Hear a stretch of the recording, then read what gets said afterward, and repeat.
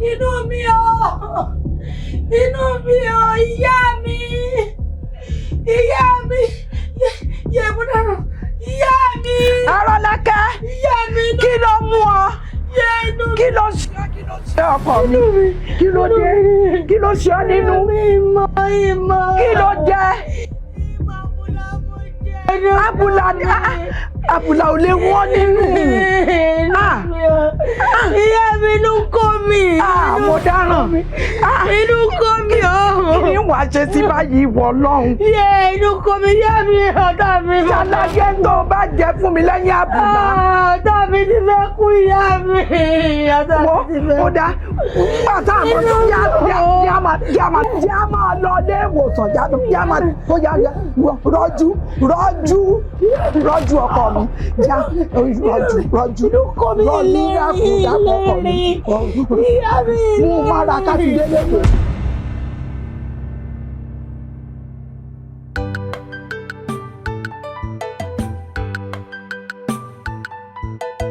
àṣírí láyé takúngbé tí ó máa sọ́pọ̀ ẹ̀dá gbogbo.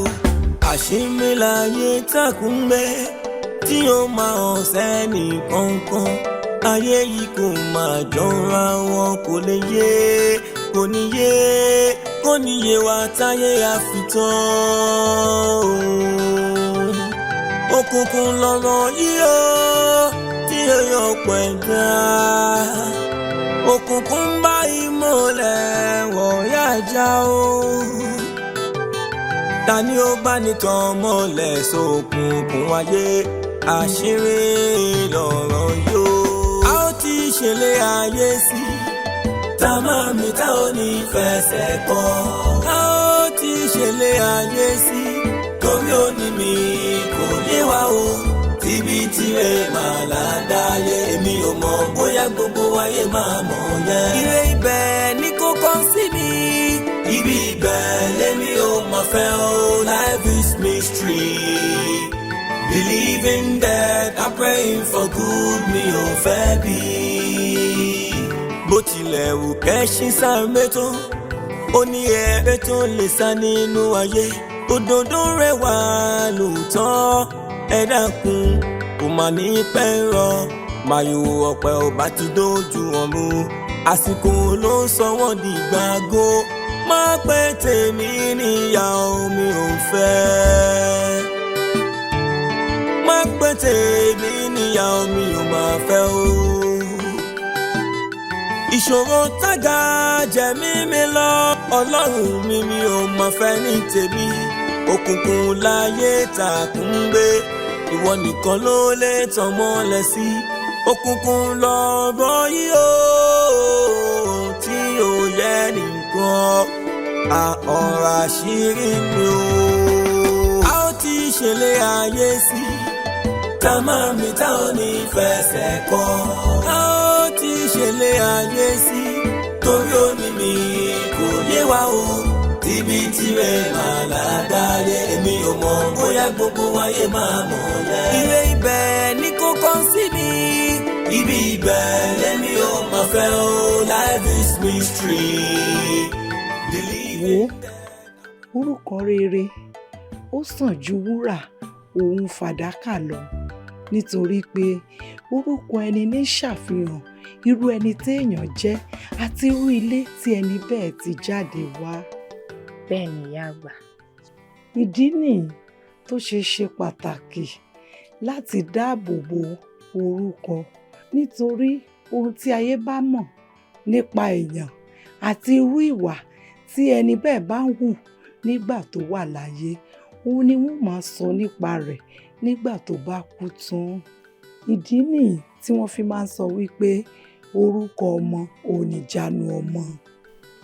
Rẹ̀mílẹ́kún, mo fẹ́ kó o jẹ́ ọmọ gidi.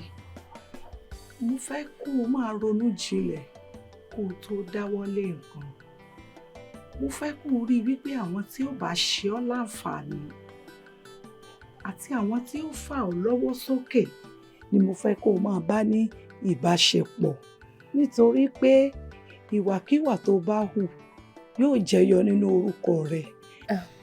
ẹ ṣeun ìyá àgbà, èmi náà máa wá rí i dájú wípé mi ò borúkọ mi jẹ́, mi ò borúkọ ẹbí jẹ́, mi ò dẹ̀ borúkọ àwùjọ tí mo bá wà jẹ́. Inú gangan ó ní orí tèmi. Ẹ ṣeun ìyá àgbà.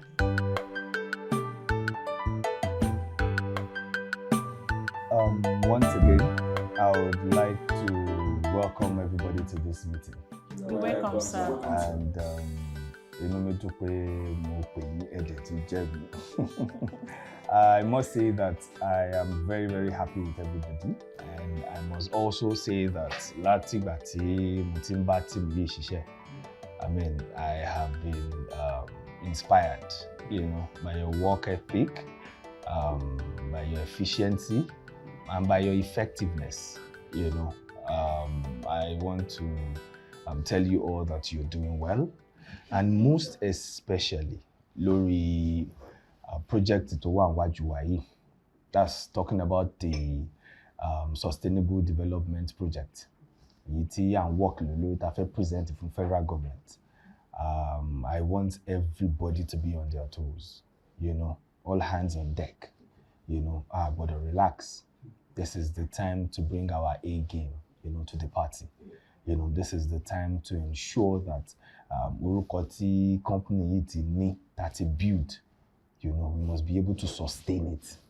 Because kò easy láti gòkè, kò easy láti wá dúró sókè yẹn gangan iṣẹ́ léèyàn gbọ́dọ̀ ṣe exactly. So we know that everybody must work from time to time to ensure wípé at the end of the day àwa ni government máa award project pé àwọn plans wa yìí owó rẹ̀ ẹ lọ implement ẹ so and I believe that by the grace of God our lama win at the end of the day. Amen. And once again, I'm very happy with everybody. Thank you, sir. Thank you, sir. Sir. Yes. Share gbogbo mail tí mo send sí yín concerning this project. Oh yes. In fact, but mo rí àwọn mails I must confess to you that I was inspired. Thank you, sir. And you're doing well. You're intelligent, and keep it up. Yes. Well, I believe that with your track record and with God on our side, and I believe that God is going to make this a success. This will be a success, and this will not be a different. Because of your leadership, we believe in you.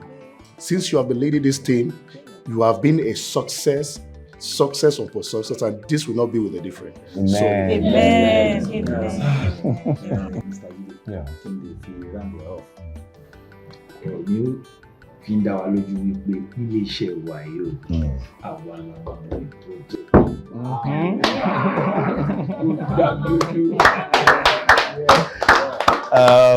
tó Sherry, inú mi dùn gidigidi gan, and then kò sí much náà tí a tún fẹ́ sọ. So everybody kí a padà sẹ́nu iṣẹ́ wa. Ẹ jọ̀ọ́ gbogbo wa bá ṣe ṣiṣẹ́ ẹ má jẹ́ ká relax, and don't let us relent. Okay, let's keep going, energy tí à ń lò yẹn bí àwọn èèyàn ṣe máa sọ pé vibe, vibe tá à ń lò yẹn, vibe wa yẹn tá fi ń bára wa ṣiṣẹ́ tí gbogbo wa ń dùn, ká máa ń rẹ́rìn-ín, ìjọ tó yọ Ọlọ́run ẹ má jẹ́ kó dúró. Torí àwọn ọ̀gá tó wà lókè wọ́n ń fún àwa náà pressure so ẹ jẹ́ ká ṣiṣẹ́ wa bí iṣẹ́ so you cannot go back. Thank you, sir. You're welcome. Thank you, sir.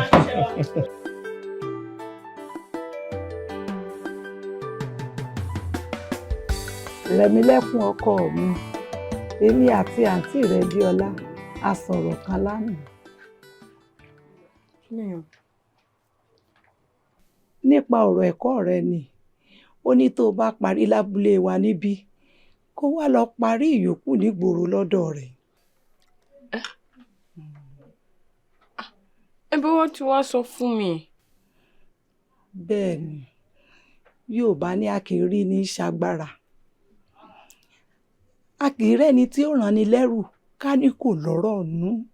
Nígbà tí ẹ̀gbọ́n rẹ ti ní òun ṣetán láti ràn wá lọ́wọ́ nípa ẹ̀kọ́ rẹ, a tún wá gbọ́dọ̀ sọ̀rọ̀ tí yóò kó ìrẹ̀wẹ̀sì ọkàn bá a. Òótọ́ ni ìyá àgbà, inú mi ti ẹ̀dùn. Àmọ́ bó la ṣe wá sọjà àti mò ń tà. Wo tó bá jẹ́ tọjà tó ń bá mi kiri ni jẹ́ àfìyẹn lẹ̀. Ọ̀rọ̀ ẹ̀kọ́ rẹ ṣe pàtàkì sí mi nítorí pé Ọlọ́run ní ìtajà ẹlẹ́hà. Ẹ ṣeun ìyá àgbà, èmi náà wà ní dójú tì yín. Ó káre láì, mo mọ̀ wípé ọjọ́ ọ̀la rẹ̀ yóò dáa. Àmín o, àmín. Ṣé pípé mi náà wá lọ sígboro, wá lọ parí ẹ̀kọ́ mi ń bẹ. Ó mọ̀ pé ọmọ amúyanyan ni ọ́ nítorí pé ayé tí ẹ ṣe ò jẹ, mo mọ̀ pé ìròdì rẹ̀ ò jẹ́. Àṣírí láyé takùn gbé tí ó máa sọ́pọ̀ ẹ̀dá gbogbo. Yorùbá ní níkẹ́ni lè ṣe ilé iṣẹ́ ìmọ̀rírì iṣẹ́ takuntakun tẹ́ ṣe fún wa. You have contributed immensely to the success of this company. Ìdí nìyí tí àwọn board tí wọ́n fi ní wọ́n ti parapọ̀ wọ́n dẹ̀ decide pé you have been promoted. Yes. Promotion. Your promotion. Ọ̀gá. Ẹ kò wá tún ṣe promotion nìkan. This comes with a package of a brand new car. What? A brand new car. Wow! Èmi nìkan tán. Promotion. Thank you so much. Ẹ ṣé gan ni sir. This means a lot to me. So which means wípé gbogbo ìgbìyànjú mi nílé iṣẹ́ yìí kò já sásán. Wọ́n rí everything o. Àwọn bọ́ọ̀dù ń rí o. Thank you so much, Èmi nìkan kọ́. Ẹ ṣé gan ni sir. Tó bá gbẹ̀ṣin nínú mi right now. In fact, mo lè kọsẹ̀. One more thing. Gbogbo ìta à ń ṣe ń sìn yẹn. Mo fẹ́ ká tún fi kún mi. Put more effort. Please, don't relent. Yes, sir. Keep up the good work. No problem, sir. No problem, sir. God bless you. Thank you so much, sir. Thank you so much, sir. Jọ̀ọ́ sir, ẹ bá mi dúpẹ́ lọ́wọ́ àwọn board pé mo really appreciate wọn pé wọ́n acknowledge effort mi nínú iléeṣẹ́ yìí pé mo dúpẹ́ gidigidi gan. Thank you, sir. Thank you very much, sir. Màá yọjú sí ẹ má worry, àjọ máa celebrate ẹ ní. Ọ̀rẹ́, ìṣesí àti tí mo wò lójú ẹlẹ́jọ́ mẹ́ta yìí ó yàtọ̀ gan-an. It's as if kò jẹ jackpot ní kí ló ṣẹlẹ̀. Ọlọ́run. Jẹ́ ká gbọ́. Ọlọ́run. Jẹ́ ká gbọ́. Sórí èmi fúnra mi gan-an mo kàn dúpẹ́. Okay. Because sórí àwọn kọ̀ọ̀kan wà tó ń ṣẹlẹ̀ nínú life lẹ́jọ́ mẹ́ta tó jẹ́ pé mi fúnra mi gan-an mi ò lè ṣàlàyé. Okay. Ní ti dáadáa ni o. Oh yes, sórí àwọn eré kan wà tó kàn ń tàn mí wá tèmi gan wá wò pé ẹ wà kò ṣe pé mo lọ lé ẹnì kankan àbí bóyá mo rìnrìn kan débi pé gbogbo kíní fi wá ń ṣẹlẹ̀ téèyàn bá ní òkè òbí èèyàn kan mú mi lọ lé bàbá kan àbí ìyá kan ló wá ń jẹ́ kí gbogbo kíní máa ṣẹlẹ̀ gbogbo ẹ̀kan wọlé wá ni. For instance níbi iṣẹ́ mi ọ̀gá mi kọ́ dédé pè mí ni lọ́ba ní lọ ní Babájídé àwọn rí effort mi àwọn rí gbogbo ìgbìyànjú mi àwọn rí gbogbo akitiyan mi nílé iṣẹ́ yìí. You know, we are so happy to have you around. Mo tẹ̀ ṣe sọ gbogbo òyìnbó yẹn orí mi tẹ̀ tí ń wú pé okay o wọ́n appreciate mi níbi báyìí o. You know, all of a sudden lọ́kàn sọ pé irú èèyàn bí èmi báyìí ó yẹ kó motivate mi, you know, kí n tún lè put in more. Wípé àwọn rí wípé owó tó ń wọlé sínú company wa through mi kò ń ṣe kékeré. Wow. Ọ̀gá mi bá sọ pé okay o pé because of this wọ́n máa fún mi promotion. Oh yes, I was promoted. Wow. In fact promotion yẹn kò kàn ṣe tẹnu nìkan. Okay. Wọ́n tún fi ayọ́kẹ́lẹ́ kékeré kan wọ́n tún fi gbáǹdì. Oh la la. I'm telling you. So in fact ṣé wàá rí ìyẹn tó wá kọ́ ọ sórí salary tí mo gbà tẹ́lẹ̀ wọ́n tún wá double ẹ̀ fún mi. Irọ́ ni. I'm telling you, salary tó ṣì wà òkè tèmi gan ṣì ń gara níwọ̀nba tèmi wọ́n tún double ẹ̀ fún mi. Dúró farabalẹ̀ o. Ìgbà wo ló bẹ̀rẹ̀ iṣẹ́ tí gbogbo nǹkan yìí wá dé bẹ́ẹ̀. Wọ́n ti fi kún sálárì ẹ̀. Wọ́n gbé ọkọ̀ ayọ́kẹ́lẹ́ míì fún ẹ. ó bad. Irọ́ ni. Tó bá gbọ́, ó bad. Wá o ti wá influential báyìí o.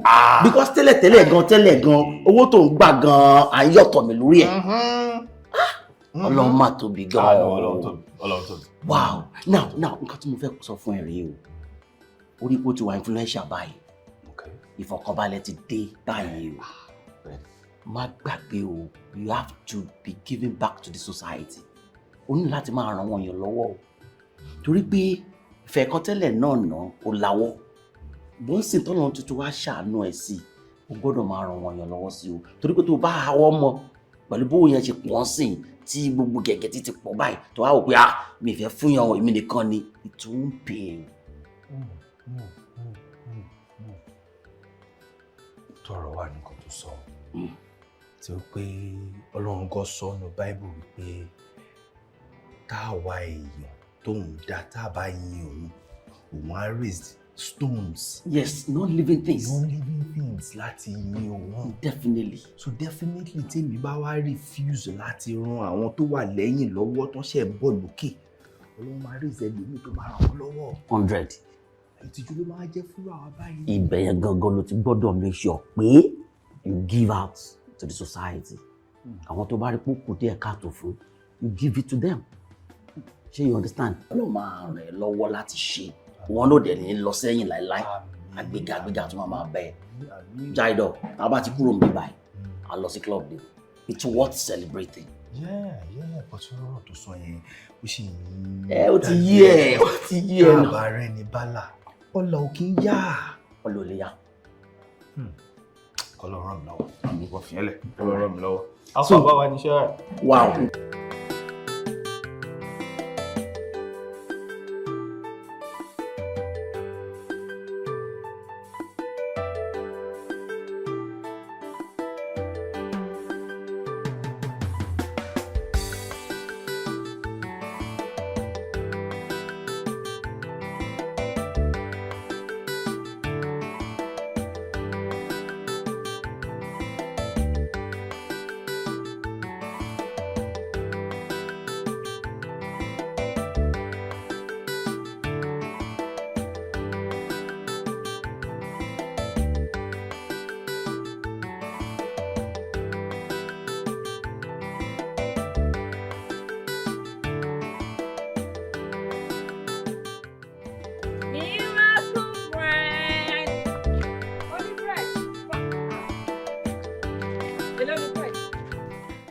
Àwọn apá báyìí 500 ni.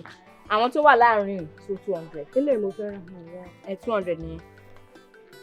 Ẹ rọra tẹ̀. Àwọn kan náà ló máa rà. Ilé ni kò wù mí. Ó ti jóná jù. Mi ò wá ní change báyìí. Ṣé ń bọ́ ni? Ẹ ṣe mú tó ní 500 yìí.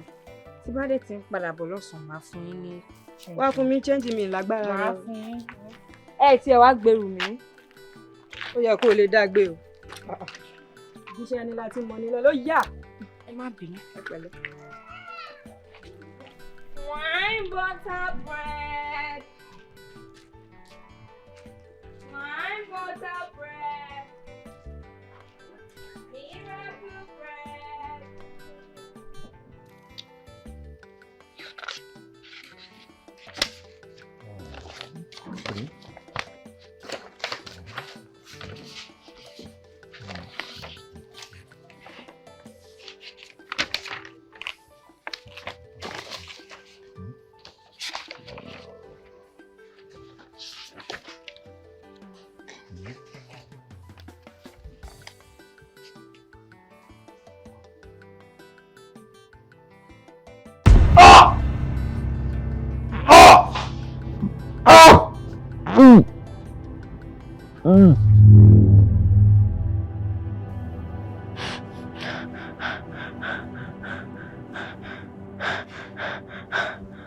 Father, in Jesus' name, I rebuke every evil weapon fashioned against my father. Amen.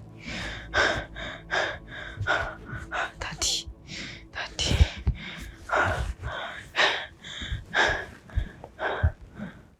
Àṣírí láyé takúngbé tí ó máa sán pọ̀ ẹ̀. In fact, inú mi dùn fún result mi test mi. Mi ti expect pé a lè gbárù nǹkan bẹ́ẹ̀.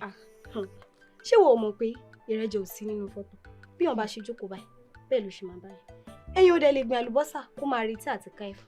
Téèyàn ò bá gbáradì, á fìdí rẹ̀ ni. Òótọ́ ló tiẹ̀ sọ.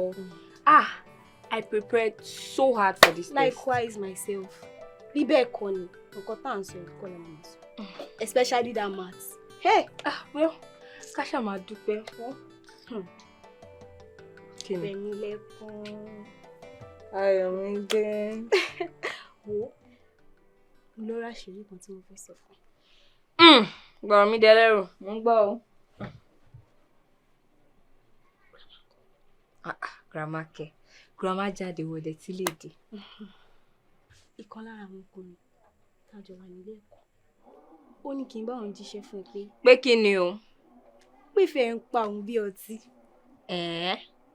Ta ni o? Túndé Adéyanjú. Túndé Adéyanjú. Jọ, ta ni Túndé Adéyanjú?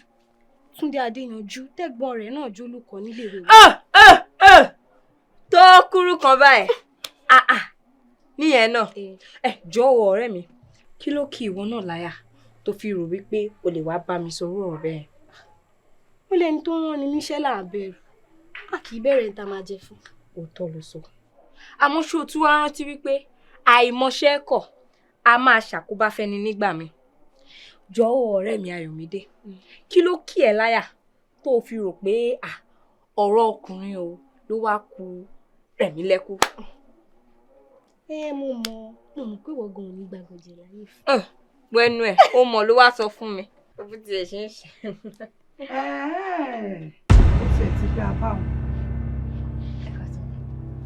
Ó tiẹ̀ ti dáa báwọn pẹ̀lú ọ̀rọ̀ tí mo ká mọ́ ọ lẹ́nu. Ayọ̀mídé àbí kí ni wọ́n ń pè ọ́? Mélòó ni mo ti sọ fún ọ wípé n ò fẹ́ rí ìwà àtọmọ mi pọ̀ mọ́? Grandma, wọ́n ní tìgbín bá fà, ìkara wọn á tẹ̀lé. Ṣé bẹ́ẹ̀ mọ̀ pọ̀ rẹ̀ lèmi àti rẹ̀mí lẹ́kún? Kò kan mí. Ẹ bá àjọ rẹ̀ jù bẹ́ẹ̀ lọ, àmọ́ n ò fẹ́ irú ọ̀rẹ́ burúkú bíi tiẹ̀ yìí. Ìyá àgbà, Ayọ̀mídé ò kì í ṣe ọ̀rẹ́ burúkú. Ọmọ dáadáa tó jáde láti ilé eré tó dẹ̀ tún máa ń hùwà eré ni. Wo, ohun tí ń sọ ni mo ti sọ òun. Ayọ̀mídé, ó dàárọ̀. Mo ló dàárọ̀.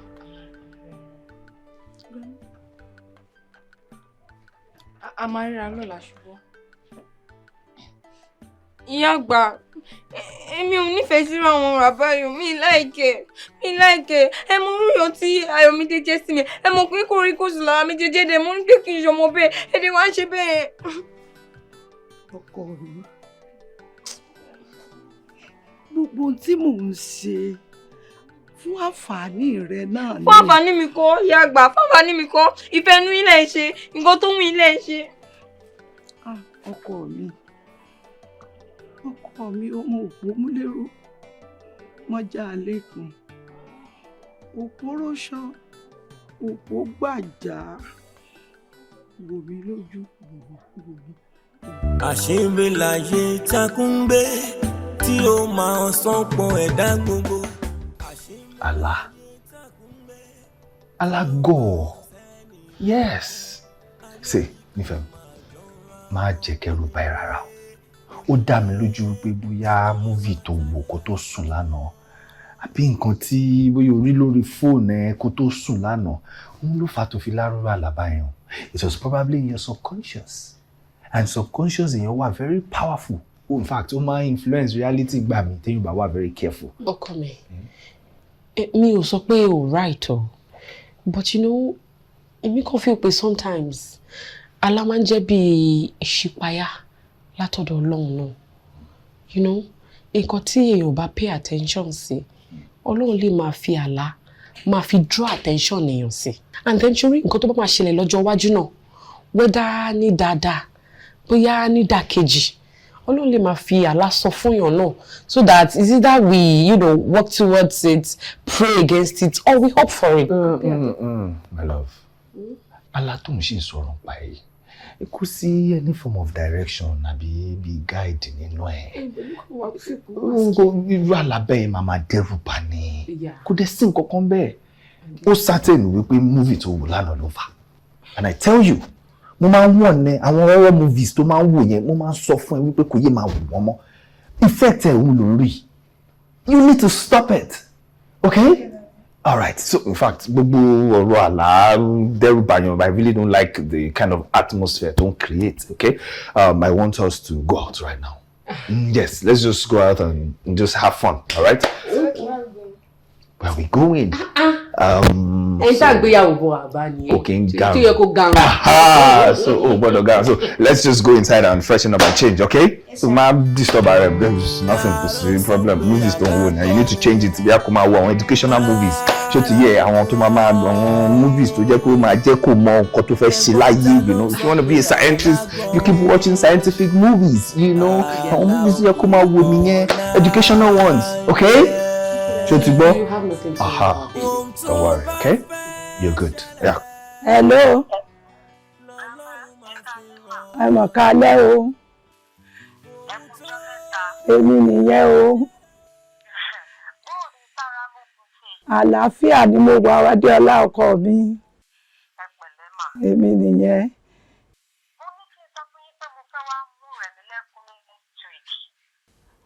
Lọ́sẹ̀ tí ń bọ̀. Wọ́n mọ̀ retí rẹ o. Ọlọ́run mo ti gbọ́. Ọlọ́run ó ṣọ́ wa jùgbà náà lọ, ó ṣeun ọkọ mi.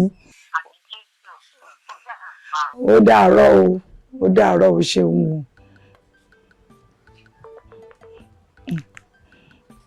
Lọ́hùn mọ̀ ṣeun o, lọ́hùn ò sí o. Lọ́hùn ó bá mi ṣọ́ ọ dé. Orúkọ Jésù. Àmín. Orúkọ Jésù. Àmín. Orúkọ Jésù. Àmín. Lórí orí àkọ́tún yìí, bàbá gba ọpẹ́ wa. Àmín Jésù. Lórí oore tí o ṣe fún ìdílé yìí, bàbá gba ọpẹ́ wa. Àmín Jésù. Lórí oore ńlá tó ṣe fún ìdílé yìí, bàbá gba ìyìn wa. Àmín Jésù. Ní orúkọ Jésù, bọ́lá ń ṣe bẹ tí ẹ̀mí ẹ̀ sì wà láàyè, ọkọ̀ ẹ̀ kò ní jẹ́ kó sí yín. Àmín Jésù. Ọlọ́run alààyè kò ní ṣe ní kó sí yín. Láìpẹ́ láì jìnnà. Bíbélì pé ìró ayọ̀ la máa gbọ́ lágọ̀ àwọn olódodo. Oore tó tún ju èyí lọ. Ọlọ́run á ṣe fún yín. Àmín Jésù. Ọlọ́run á ṣe fún yín. Ẹ ò ní sọmọnù. Ẹ ò ní sọyànù. Jésù Olúwa wa. Àmín. Àmín. Àmín lórúkọ Jésù. Praise the Lord. Hallelujah. Praise the Lord. Hallelujah. Praise the living Jesus. Hallelujah. Thank God, Father. Congratulations, Mr. Jide. Thank you very much. Your car is so beautiful. I love the car. Oh, thank you, my love. Sister Jola, do you like this car? Very, very well. So, èmi ti fẹ́ máa lọ.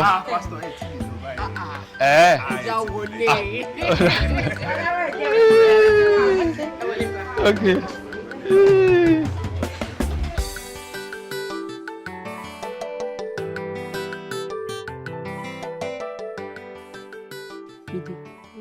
Ìyá àgbà ti sọ fún mi wípé ọ̀dọ̀ àǹtí mi Diola tó wà nígboro ni màá ti lọ ka SS1 mi títí dé SS3 tí màá fi ṣe WAEC. Ìgbà wo ni grandma sọ yẹn fún ẹ? Alẹ́ àná náà ni. Mo ṣe rí nìyẹn o. Wọ́n ní á tún fún mi ní àǹfààní láti lè ní ìmọ̀ sí ju gbogbo èyí tá ti ń kọ́ ní abúlé wa yìí lọ. Kí ló máa ṣẹlẹ̀ sí ìbáṣepọ̀ èmi pẹ̀lú rẹ báyìí? Àti pé ṣé kì í ṣe torí pé grandma lòdì sí ìbáṣepọ̀ èmi àti ẹ lọ ṣe ń wọ́nà tó fi máa yà wá? Àròmídé kò rí bẹ́ẹ̀. Ó kò fẹ́ kí n gbé ìgbé ayé ọ̀tún ni. Kò sì wá máa wò ó. Ojú ló pẹ́ sí ká tó dijú ká tó là. Má padà wá sí abúlé láyọ̀ àtàlàáfíà. Àmọ́ kò lè dàbí. Kò lè dàbí. Opportunity ńlá rèé fún mi. Léyìí tá tún fún mi ní àǹfààní láti tẹ̀síwájú ní ilé ẹ̀kọ́ gíga. Léyìí tá mọ̀ wípé apá ìyá àgbà ò lè kà. Àmọ́ àárò rẹ ò sọ mí.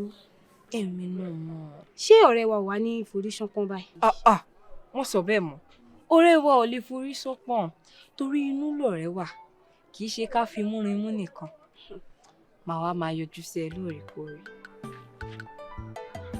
もう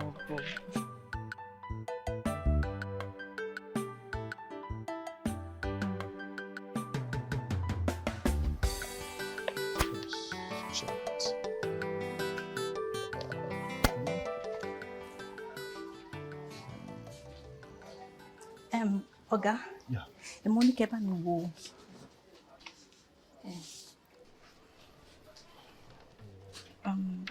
Ẹ bá mi wo date bóyá tó correct. No, mo ń try láti fi ẹ wo date. Okay. Kí ni? Kí ló ṣe ẹ́? Ṣó wà okay? Àbí kí ló ṣẹlẹ̀? Ṣó o fẹ́ ti bọ́ mi lẹ́nu ni? No, now. No, ṣó o fẹ́ rí bọ́ mi lọ́nà fún wọn. Kọ́kọ́ dín mi lọ́nà fún kí n má lè sọ̀rọ̀ mọ́. Àbí kí ni ìtumọ̀ gbogbo eléyìí? Àbí wọ́n sọ fún ẹ pé bóyá mo láàkì milk lé àti liquid àti powder gbogbo ẹ̀ ló wà lé. Okay, ó dá pé o ò tí ì rí ìyàwó mi àbí? Ó dá pé torí ò tí ì rí ìyàwó mi ló ṣe ń rò pé okay bóyá o ní nǹkan láyà. What's all of this? Kí ni ìtumọ̀ gbogbo eléyìí? Wow, you have to be very careful. Ọ̀gá, tí àwọn yín bá tiẹ̀ ní gbogbo eléyìí, ṣé wọ́n ní eléyìí? Ẹ tẹ̀wò náà. Eléyìí ń ṣe bọ́m̀bọ̀m, original ni. Ní kí ni? Ẹ̀wọ̀n náà. Mi ò rí nǹkan kan. Kí ni ìtumọ̀ gbogbo eléyìí? Ọ̀gá, ẹ̀wọ̀n náà, ẹ rí nǹkan kan báyìí. Ẹ fìlẹ̀ náà. Mi ò rí nǹkan kan.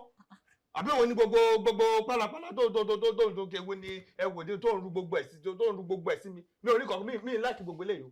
I do not appreciate this nonsense, this rubbish tó ń try láti máa play láàrin mi àti ẹ. Kí ló ṣẹlẹ̀ náà? Igi mú jìnnà sórí. Àbọ̀ ọmọ ọkọ̀ mi nílé iṣẹ́ yìí. Kí ni gbogbo eléyìí náà?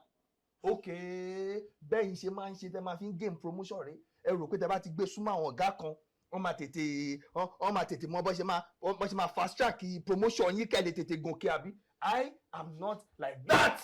If you must know, now get out of my house. Ọ̀gá, ẹ rí nǹkan kan àbí? Mi ò rí nǹkan kan. Ẹ rí nǹkan kan.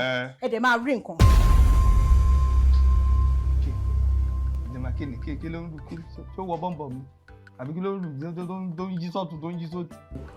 Àbí ń ka lu ẹ̀rí nǹkan kan? Ṣé mo rí nǹkan? Ẹ jọ̀ọ́ ṣé mo rí nǹkan kan? Mo fi ìgbà sí ìwé náà fi mú ọkọ̀ rí nǹkan bíi black nǹkan ọkọ̀ dúdú gbogbo bẹ́ẹ̀ kọ̀ dúdú ni. Àbí ṣé mo rí nǹkan rí? Mi ò tiẹ̀ rí nǹkan kan. Let this be the first and the last time tó máa bá mi dán irú pàlàpàlà báyìí wò. Kí ló ń ṣẹlẹ̀ náà? Tí o bá ṣe pé èèyàn wà responsible báyìí nísìnyí pẹ̀lú gbogbo nǹkan tó tiẹ̀ tó ṣí sólúwọ̀ ẹ̀yẹ báyìí nísìnyí gbogbo zipu bá ti já. Àṣírí láyé takúngbé tí ó máa sán pọn ẹ̀dá gbogbo. Àṣírí láyé takúngbé. Hi, Daddy. Hi, daughter. How are you? was it? It was good. That was good today. Not bad. You sure? I had fun. Nice. Come to think of it, your friend, your new friend in the compound. Oh. The neighbor. Remy? Yes. I saw her this morning and she wasn't dressed for school. What happened? She's not going to school. She's not going to school? Because she just came back from the village. Okay. So she's staying with Sister Diola. And she has not yet enrolled her in the school because there's no money. Oh. And Remy is a very good girl. She's nice, she's jovial. I like her. I just like her a lot. No, talking if you bear, she will bear, but now meet her. I don't even know why. Like, I just like the girl. If you like her. Yes. Okay. All right. What if I decide to help her? Okay. And I enroll her. Okay. And I enroll her in a school. Okay. My school. Yes. At least with that, you have somebody that you'll be going to school with and come. Wow! Like, Daddy wants to enroll in my school. Yes. Can't if you don't believe mind. Daddy, why? Why would I mind?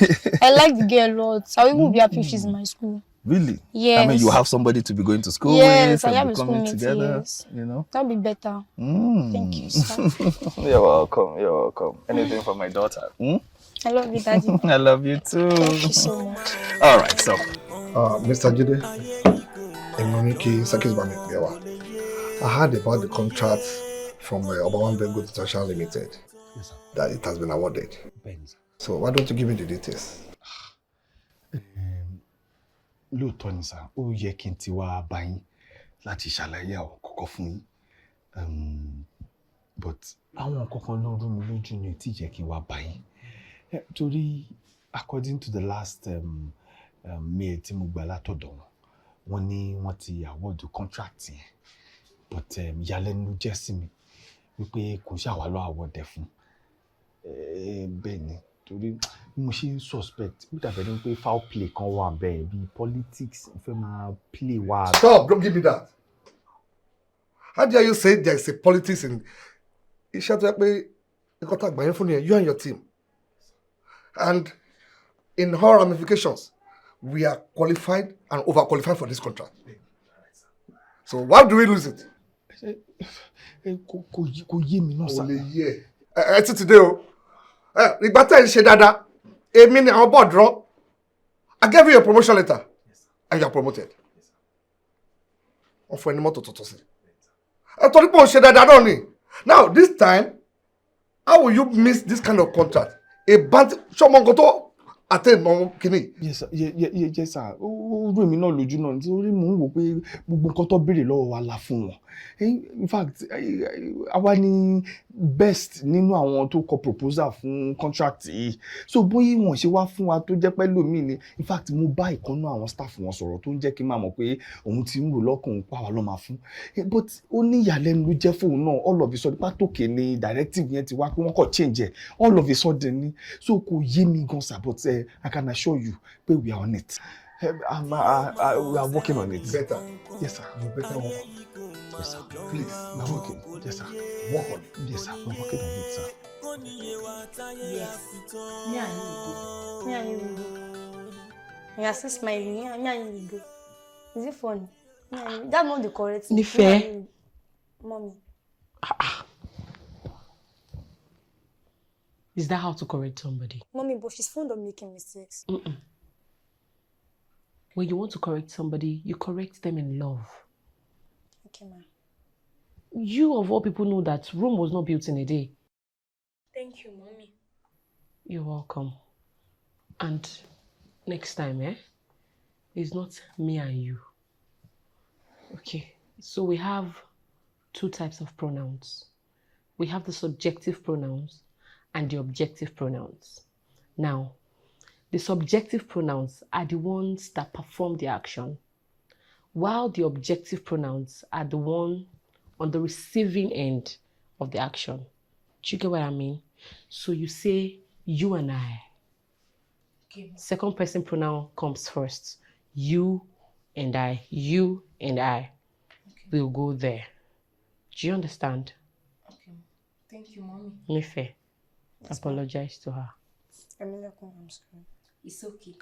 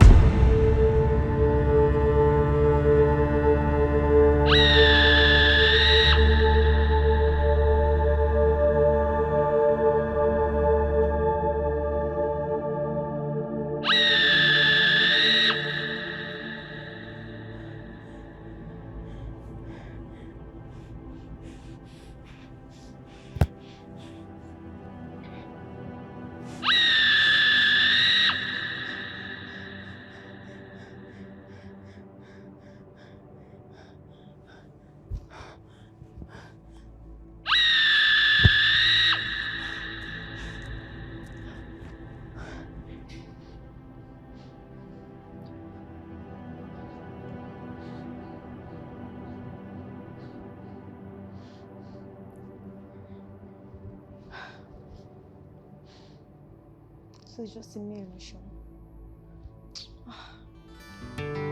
ta ló ń sọ pé alágọ̀ o.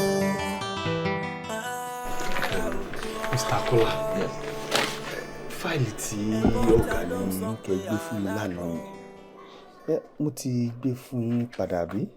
Mo dìrí fáìlì fún yín lánàá. Mo ń sọ pé mo ti gbé fún yín padà. Ẹ gbé fún mi sá. Nǹkan tó ṣẹlẹ̀ ni wípé mi ò rí fáìlì yẹn. Mo ṣe drop ẹ fún yín báyìí. Lẹ drop ẹ síbí báyìí. Mo ti ń wá látàná. Já check mi báyìí.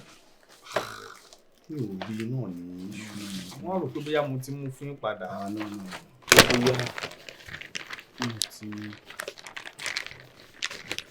àṣírí láyé takùn gbé tí ó máa sán pọ̀ ẹ̀dá gbogbo àṣírí láyé takùn gbé. Are you okay? Are you okay? You two are stupid. You are very, very stupid. Even of my father helped you, Oh, which father? Your father that is a thief. Oh no! Like father, like daughter. Like father, like daughter. You are very stupid. You are a fool. You are a fool. Idiot. Idiot.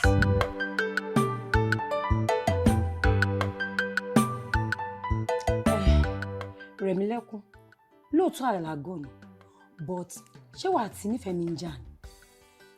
No, àjà o. Kódà, a ní any little misunderstanding. Mo ṣe lọ sílé wọn lọ ṣe assignment lánàá, tá ṣì jọ ṣe. Tí wàá tí nífẹ̀ẹ́ mi ò bá jà, máa try láti avoid anything tó bá lè fa ìjà láàrin yín. Ṣọmọ jẹ́jẹ́ o, kò dẹ̀ sọmọ dáadáa. Má bá jà o. Ṣé ti gbọ́ ọkọ mi? Rẹ̀mílẹ́kún mi, my darling.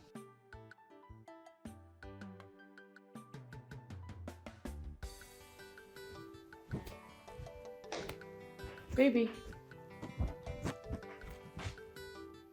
Baby.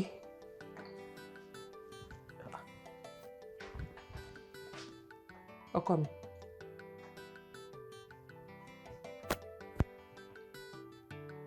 Babe.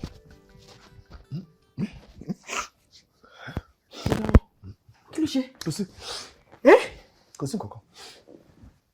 Kí ló ṣe? What is wrong? I'm okay. I'm good. I'm okay. Kò sí I'm not kankan. okay. Ọkọ mi, are you crying? No. Ọkọ mi, okay. What is it? Jídé. Jídé, kí ló ṣẹlẹ̀? Jídé, what is going on? Talk to me now. How do I say this? So. Hey, oh, madam. I didn't want to tell you. Mi fẹ́ dẹ́rù bẹ́ẹ̀ ni. Bó tiẹ̀ ṣe ṣẹlẹ̀ gan kò yé mi. Ọkọ mi, I need you to calm down. I need you to calm down. Mo fi gbogbo nǹkan tó ń dùn ẹnu mo fi bẹ́ẹ̀. Mo fi Ọlọ́run ọba mo fi bẹ́ẹ̀. Bó ṣe ń ṣe ń dẹ́rù bà mí o. I don't like it. I don't like what I'm seeing. I don't like how I'm seeing this you that I'm seeing. So please. Nǹkan tó bá ṣẹlẹ̀ gangan ni kò jẹ́ kí n mọ̀ jọ ọkọ mi ò ní dààmú. Iṣẹ́ ni. Kí ló ṣẹlẹ̀ bẹ́ẹ̀? Ó ní contract kan tí company wa bid fún. This contract is worth a lot. Okay. Hundreds of billions. Okay. And luckily for us, wọ́n award ẹ̀ fún wa. After several efforts that he put in, that he náwó, that he ṣe wàhálà. But then wá ní àwọn files kan tí wọ́n send sí wa. Tí a sì ní láti ṣe one or two things lé lórí. Ọ̀gá mi gan ti append signature wọn lé lórí, wọ́n ti scan ẹ̀ sí mi. A ti ṣe hard copy, soft copy, gbogbo ẹ̀ ló ti ready. But then all of a sudden, èmi kàn ní láti tidy everything up. Kí n dẹ̀ forward them back to the company tó. Jídé, kí ló wá ṣẹlẹ̀ jọ? The documents vanished. Àti hard copy, àti soft copy. Kò sí ìtàrí inú gbogbo ẹ̀. I was even thinking pé okay, bóyá ká sọ fún àwọn company yẹn pé bóyá kán send mi sí wa pé bóyá a máa tún ṣe gbogbo ẹ̀ all over again. But my boss saw me as if I was a mad person speaking. Pé ṣé mi ò mọ ìtumọ̀ nǹkan tí mò ń sọ ni pé it's not possible. He gave me 3 days. 3 days! Jídé mi ò láì bó ṣe ń ṣe yìí o. Mi láì bó ṣe ń pariwo ń dẹ́rù bà mí o. Wọ́n fẹ́ wá sí. Bẹ́jẹ̀ rúru ṣe máa bẹ̀rẹ̀ nílé ìnáwó dé farabalẹ̀ kó ní sùúrù pẹ̀lú mi. Ọkọ mi, are you with me? Are you with me? Jọ̀ọ́ nítorí Ọlọ́run má ṣe báyìí fún mi. Are you listening to me? Ṣorí, mo fẹ́ kó lọ fàárẹ̀ balẹ̀. Jídé, fi ọkàn ẹ balẹ̀. Mo fọlọ́wọ́ ọba bẹ́ẹ̀. Ṣorí, there is nothing that happens in the physical that is not controlled spiritually. Àtòkè ló máa ti ń gba àṣẹ nǹkan tó bá máa ṣẹlẹ̀ nínú ayé. So mo fẹ́ kó farabalẹ̀ o.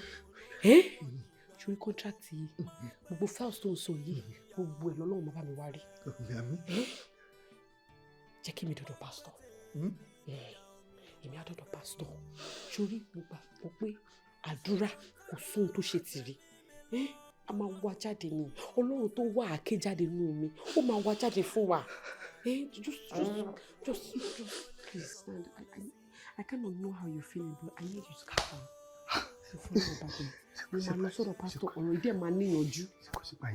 Ayé òṣìyẹ́ lórúkọ Jésù, ọ̀rọ̀ yìí máa níyànjú. Ọkọ mi, Jide, I don't like what you're doing. Calm down now. Joe. Just calm down and trust me and trust God. Joe, to be alone, ọkọ mi. Joe, should see go.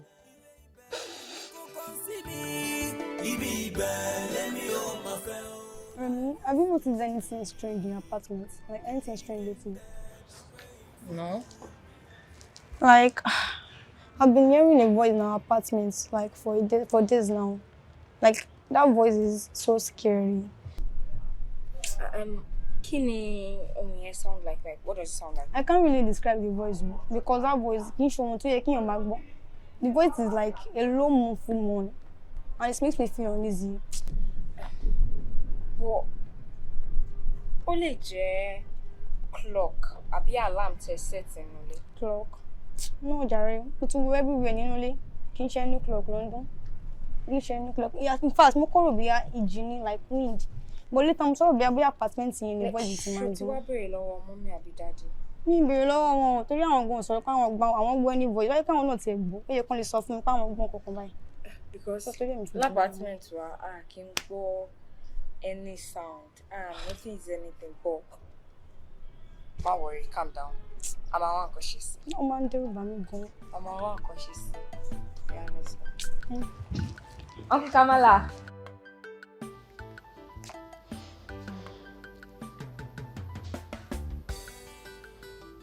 Hello, baby. Wo mo gentle. Wow, okay. How far show gbàgbé?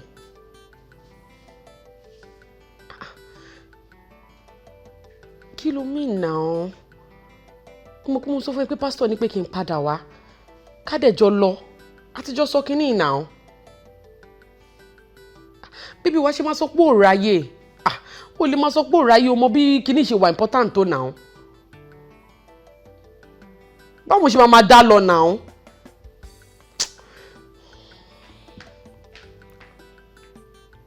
All right, no wahala. Ìgbà tó sọ pé kí n dá lọ kí wàá mo fẹ́ ṣe sí kò sí problem. All right. Jídé ṣe máa ṣe báyìí.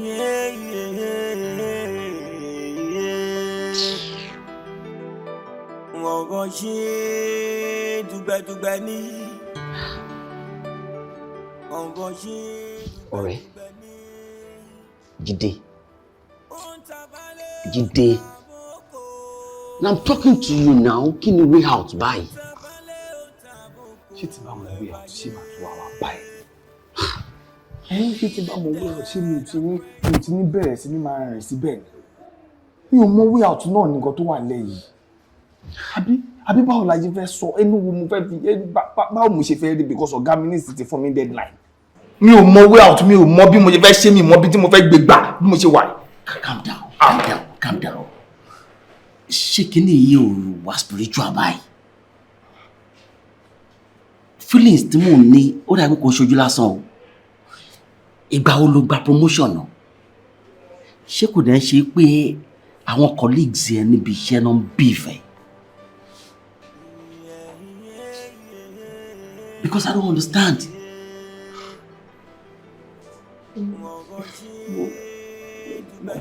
Kò yé mi náà. You know, ọ̀pọ̀làgbà ló dákun délẹ̀ àmúlé ìtinú oorun wọn. Because dọ́kúmẹ́ǹtì yìí kò sí bí mo ṣe fẹ́ sọ pé òkè o pé bóyá mo tiẹ̀ fẹ́ deny pé kò sí lọ́wọ́ mi kò sí bí mo bá yẹ ṣe because wọ́n send ẹ̀ sí mi as mail mo receive ẹ̀ mo respond padà pé mo ti receive ẹ̀ o hard copy yẹn náà dẹ̀ dórí desk mi in fact èmi fúnra mi báyìí mo fọwọ́ mi gbà lọ́wọ́ secretary tí mo gbélẹ̀ so bí méjèèjì dẹ̀ ṣe wá pòórá yẹn òun ni ò yé mi bóyá tí wọ́n tún wá sọ yìí ṣó mo yà wá táwa company yẹn báyìí àbí ta ni mo fẹ́ rò pé bóyá òun ló wà díẹ̀ àpọ̀nbẹ̀ yẹn mo yà wá táwa company yẹn tá à ń ṣiṣẹ́ ń bẹ̀ náà. ìwàkúwà láwọn nǹkan níbi systematically o lè bi wọ́n léèrè o my own opinion ìwàkúwà láwọn nǹkan náà.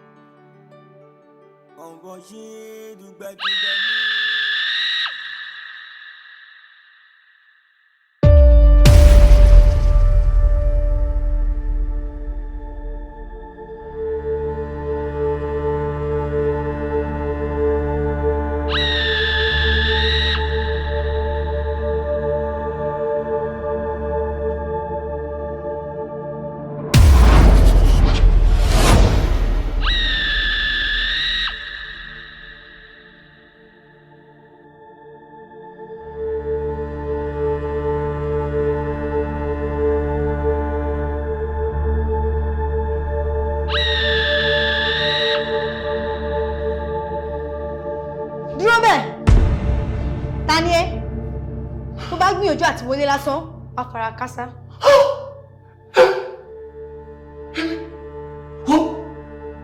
Farabalẹ̀ tó bá farabalẹ̀ ó bọ́dà gbẹgbẹ́ sọ́ra kó má bàa forí jáde àgbọn sọ́ra kó má bàa tẹ̀sẹ̀ bọ́ àgìyànrún torí tó bá tẹ̀sẹ̀ bọ́ àgìyànrún wo irun gba bàtà gbà fún lára rẹ̀. irọ́ ló pa pẹ́pẹ́ yẹn ń lérí lásán ni kò lè kọ́ oge alápàdé ìlànà lásán ni kò lè fọhùn jókè tó bá tún gbìyànjú àti wọnú ilé wa wà á kábàámọ̀ kó wáyé ó yá pòórá.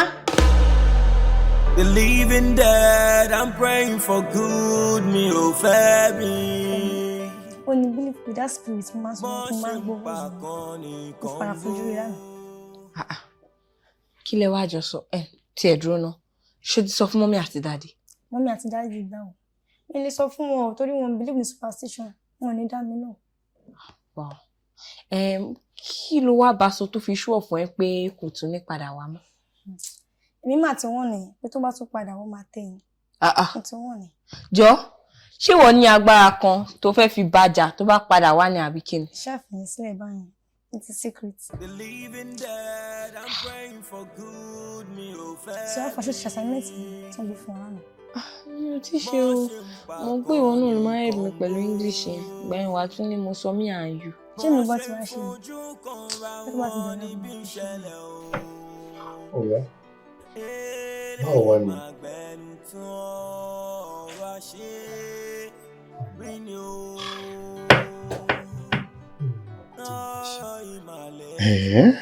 tó bá sọ fún mi pé nǹkan báyìí máa ń ṣẹlẹ̀ máa jiyàn ẹ̀ àbí báwo ni soft copy àti hard copy ṣe ń disappear at the same time. My God, what are we going to do now? Sorry, ọ̀gá ṣe ti wo orí system yìí ṣá bóyá ṣe lè rí soft copy yẹn you know. ó sì ń bí tí mi ò tí wo lórí system mi sẹ́ ẹ̀ gbogbo àwọn tó ga rán wá náà gbogbo wọn ti tú system mi àti laptop mi kò síbi tí mi ò tí wo in fact àwọn very ridiculous places ni mo tún ti ń wá dọ́kúmẹ́ǹtì mo ti ń wá dọ́kúmẹ́ǹtì lábẹ́ mọ́tò níbi tó le dé kí n máa wo fáànù pé bóyá mo dẹ̀ fi sórí fáànù ní ceiling fan mo ń wọ ẹ̀yìn èsì ṣó dáa ká máa wọnú tọ́ílẹ̀tì torí pé mo ń wá dọ́kúmẹ́ǹtì. That's serious? I just don't know what we're gonna do about this. Because ọ̀gá tí ń threaten ni pé tóun bá rí kí ni ìpín máa pọ̀ ọlọ́pàá. And you know he's gonna do it. He's not gonna hesitate to do that. I don't know what to do.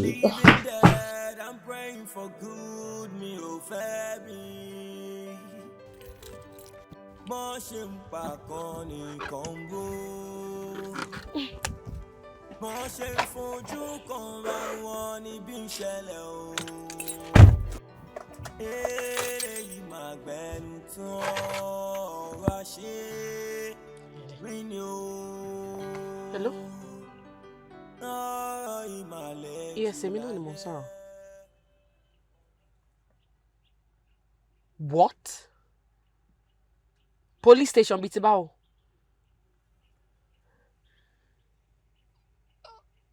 All right, but hello. Àṣírí láyé takúngbé tí ó máa sọ́pọ̀ ẹ̀dá gbogbo. Àṣírí láyé takúngbé tí ó máa sẹ́ni kankan.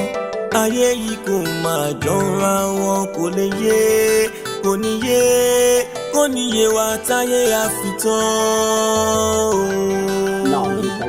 Òkùnkùn lọ́wọ́ yìí o. Nínú ìwádìí wa a gbọ́ pé dọ́kúmẹ̀ntì ọ̀hún wá ní kọ́ńtìnì wọ́n lẹ́yìn lẹ sáìn ẹ̀ last báwo ni dọ́kúmẹ̀ntì ṣe miss. Ọlọ́pàá òun náà ni mo ṣàlàyé fún yín lóòótọ́ wọ́n wá fún mi ní dọ́kúmẹ̀ntì pé kí n cross check ẹ̀ kí n dẹ̀ ṣe àwọn final things lórí ẹ̀ láti lè dá padà fún company yẹn o àmọ́ all of a sudden àti soft copy àti hard copy ó kàn pòórá ni kò yé mi náà ó rú mi lójú. bọ̀tẹ̀ yín wọ́n lẹ́ sáìn ẹ̀ last náà. ṣé màá mọ̀ mọ́ ẹjọ́ ṣé màá mọ̀ mọ́ company tí mo ti ń jẹ tí mo ti ń mu company tí mo ti ń jẹ tí mo ti ń mu torí Ọlọ́run ibẹ̀ mo ti ń rówó tí mo fi ń gbọ́ ẹbí tí mo fi ń bọ́ ara ẹ ṣàánú mi ò mọ̀ kankan pa ẹ̀ mi ò expect gbọ́ngàn máa gbé dé ibi pé àwọn ọlọ́pàá bọ̀ wá gbéyàn kò tí ì le tó yìí. Màá. Má máa ṣe bẹ́ẹ̀ yẹn náà. Ọlọ́pàá, we are your friends. Tẹ́ bá jẹ́ ọkọ̀ sí kọ̀tà máa ṣá máa free nínú òní. Ìwádìí wa fi yé wa pé ẹ̀yin lẹ gbé dọ́kúmẹ̀ntì yẹn pamọ́ náà. Ẹ fẹ́ gba ẹ̀yin lọ sign dọ́kúmẹ̀ntì yẹn. Torí owó tó wà involve tó bá jẹ́ mi, mo máa ṣe nǹkan tẹ́ ṣe yìí náà. Ọ̀rọ̀ owó là ń san pẹ̀ yìí, owó tó pọ̀ tó ń wo létí. Èmi náà máa ṣe irúkọ bẹ́ẹ̀ yẹn náà. Bọ̀ tọ́kọ wálé ti fó, mo máa jẹ́wọ́. Sista mi mo dẹ̀ jẹ́ owó yìí mo mọ̀ pé bóyá bí ẹ̀sùn ilẹ̀ máa jẹ́ mi nírú máìdì yẹn ẹ béèrè lọ́wọ́ ìyàwó mi tí Christmas gan bá dé òun ló máa ń pẹ́ dìyẹ kò ń ṣe mí. Shut up! Kí ni nonsense ó sọ? O fẹ́ jẹ́wọ́ àbí? O fẹ́ jẹ́wọ́ àbí? Tó bá dé black cell wá jẹ́wọ́. Black cell ẹjọ́ kí ló jẹ́ black cell? Black cell la máa ń tọ́jú àwọn ògbóǹtarìgì ọ̀daràn bíi tiẹ̀ bẹ́ẹ̀ la máa ń tọ́jú wọn sí. Ó dẹ̀ dá mi lójú pé tó o bá débẹ̀ o ò ní complete kó tó jáde. Iṣẹ́ ọ̀daràn débi pé máa jó ògbóǹtarìgì ọ̀daràn ẹjọ́ torí Ọlọ́run. Wọ́n máa padà dọ̀rọ̀ black cell. Wọ́n ṣàdé kan bá gbogbo fine boy jẹ́. Wọ́n máa bójú ẹ̀ jẹ́ fine boy. Má jẹ́wọ́. Ẹjọ́ mi ò mọ kankan. Ọ́fíìsà mi ò mọ kankan. Èmi kò kàn sí mi, ibi ibẹ̀ lèmi ò mọ̀ fẹ́ o, life is mystery. Ẹ̀wọ̀n, ṣé ìfọ̀ wípé dáàdi nífẹ̀ẹ́ ó wà ní police custody báyìí? Police custody kí ló fẹ́ máa ṣe ń bẹ̀? Wọ́n ní wọ́n ṣe fraud 40 million naira níbi iṣẹ́ wọn. Wọ́n ṣe káwọn nìyẹn tó arrest. Mi gbọ́. Wọ́n ti arrest wọn sẹ́. Bọ̀ 40 million pọ̀. Kí ló fẹ́ fi 40 million ṣe? Àti pé báwo ni wọ́n ṣe gbọ́? Nífẹ̀ẹ́ ló sọ fún mi. Bọ̀ tí kì í bá ṣe ọlá intimacy tó wà láàrin wa, kò ní sọ fún mi o. Ó dẹ̀ ní kí n promise òun pé mi ní sọ fún anybody. But ẹ̀yin mọ̀ pé mi lè hide anything from you. Mo ṣe sọ fún yín. Nífẹ̀ẹ́ sọ fún ẹ. So nǹkan tó báyìí ń ṣẹlẹ̀ nínú compound wọn dẹ̀ jẹ́ kí n mọ̀. Àdé kí n fi nǹkan pamọ́ fúnra wa o. Ṣé kò dẹ̀ kí n ṣe ọ̀rọ̀ ọmọdé ṣá? Ọ̀rọ̀ ọmọdé báwo? Ṣé yín rí fìrí dáàdi nífẹ̀ẹ́ nu compound yìí látọjọ́ ẹ̀? It's true. But tí wọ́n ṣe máa lọ bẹ́ẹ̀ nà. Lọ mú fún mi. Fraud kẹ̀.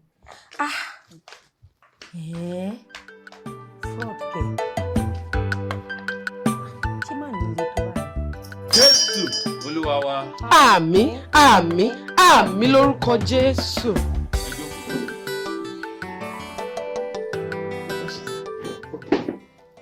Ẹ̀yin arábìnrin mi,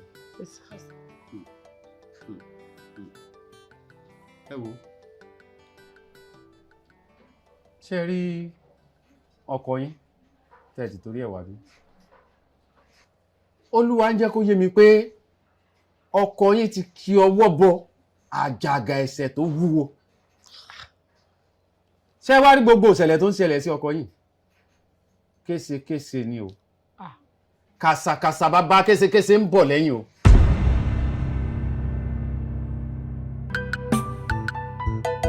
àṣírí láyé takúngbé tí ó máa sọ́pọ̀ ẹ̀dá gbogbo àṣírí láyé takúngbé tí ó máa sẹ́ni kankan ayé yìí kò máa jọra wọn kò lè yé kò ní yé kò ní yé wa táyé àfitán òkùnkùn lọ́rọ̀ yìí ó tí ó yọ pẹ̀dá òkùnkùn bá ìmọ́lẹ̀ wọ̀nyá já o ta ni ó bá nìkan mọ́lẹ̀ sókùnkùn ayé àṣírí lọ́rọ̀ yóò a ó ti ṣẹlẹ̀ ayé sí tá máa mi tá ò ní fẹsẹ̀ kọ́ a ó ti ṣẹlẹ̀ ayé sí torí ó ní mi kò ní wá o tíbi tirẹ̀ máa ládáyé èmi ò mọ̀ bóyá gbogbo ayé máa mọ̀ yẹn. ire ibẹ̀ ni kò kàn sí mi ibi ibẹ̀ lèmi ò máa fẹ́ o life is mystery believing that I'm praying for good mi ò fẹ́ bí.